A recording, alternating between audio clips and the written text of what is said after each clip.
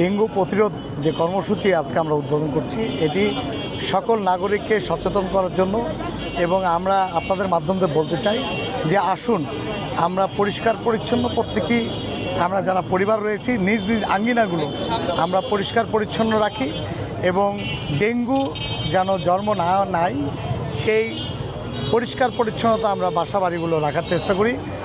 বাসাবাড়ির সামনে কিংবা বাসাবাড়ির কোনো জায়গায় জলাবদ্ধতা আমরা যেন না রাখি, যেখান থেকে ডেঙ্গুর সৃষ্টি হয় সেই পরিবেশ যেন আমরা কোনো আঙ্গিনায় না রাখি। তা আমরা চাই যে রাজশাহী এই মহানগরী ডেঙ্গু মুক্ত মহানগরী গড়ে তোলার জন্য আমাদের প্রচেষ্টা।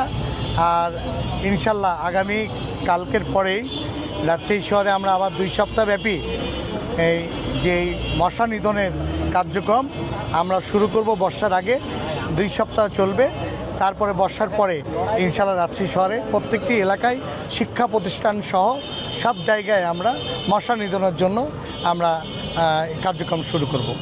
গত জুম্মায় আমরা প্রত্যেকটি মসজিদে আমরা ঘোষণা দিয়েছি যে আসলে এই ডেঙ্গু নিধনের জন্য আমাদের করণীয় কী এবং আমাদের সচিব যেগুলো রয়েছে ওয়ার্ডে এবং স্বাস্থ্যকর্মীরা যারা রয়েছে সব বাসায় বাসায় গিয়ে তেনাদেরকে বোঝানোর চেষ্টা করছে এবং আমরা ইতিমধ্যে লিফলেটও আমরা ব্যবস্থা করেছি।